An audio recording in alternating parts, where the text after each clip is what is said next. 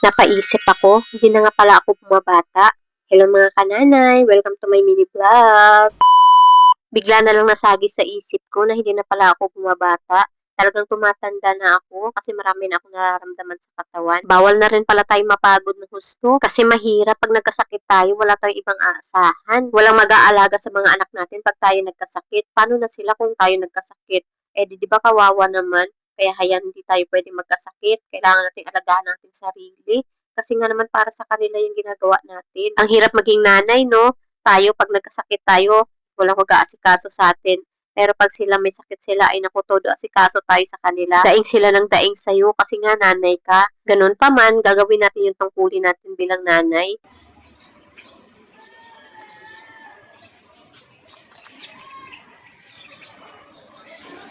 Nilabas ko nga pala mga kananay yung nilabhan ko kagabi kasi naglaba talaga ako kagabi. Paano ba naman late na naman nagkaroon ng tubig kagabi? Kaya ayan, gabing-gabi naglalaba ako pero dapat pala hindi na ako maglaba tuwing gabi kasi nga papasukin ako ng lamig. Mahirap kasi magkasakit. Yung ubo ko hindi na mawala-wala kaya nga dapat pala ingatan pala ang sarili. Hindi apusuhin. Kung malakas ka ngayon ay dapat ingatan mo. Huwag mo apusuhin kasi nga naman hindi habang buhay ay malakas tayo. Magkakaedad tayo, yes, magkakaedad tayo, pero dapat alagaan natin yung ating sarili kasi nga nagkakaedad na tayo, di ba? Pagkatapos kong magsampay, ayan, hinugasan ko yung aking pinaglutuan kagabi na barbecue grill. Alam nyo mga kananay, maganda talaga tong barbecue grills na to. Affordable na siya at saka magaan talaga siya.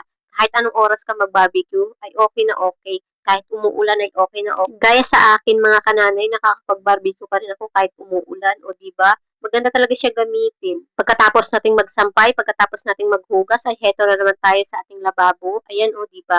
Nilinis ko muna yan kasi nga naman maalikabok na naman mga kananay.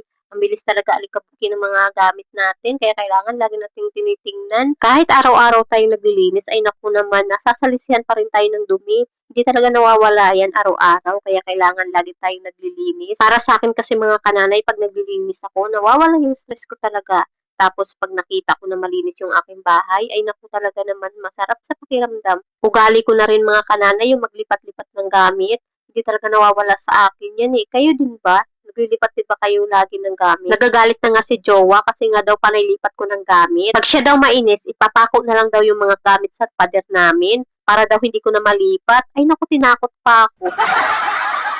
Nagagalit siya mga kananay pag pupunta siya sa kwarto tapos wala na yung gamit niya doon, nasa iba na pala nakalagay. O di ba? Sino ba namang hindi magagalit doon? Inis na inis talaga yun sa akin pag naglipat ako ng gamit. Tapos pag hinanap niya, hindi niya makita. Ay nako, galit na galit sa akin yan. Kaya lang wala siyang magawa. O ang asawa niya eh.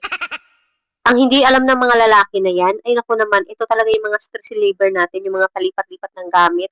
Nakakawala talaga ng stress. Aminin mo natin mga kananay, talaga naman diba, nakakawala talaga siya ng stress. Pagkatapos kong mag-ipon ng tubig, ayan, heto na naman ako sa sala. Nilipit ko yung higaan ng aking jowa kasi nga naman gumising na siya. At ayan, nilipit ko na nga. At mga alas 10 na siya gumising mga kananay kasi nga naman gabi siya kung bumabiyahe. O diba, pagod siya nun at saka puyat. Kaya hinhayaan ko na lang siyang matulog. O ayan, hanggang dito na lang mga kananay. Natapos na sa pagliligo aking bunso. Bye!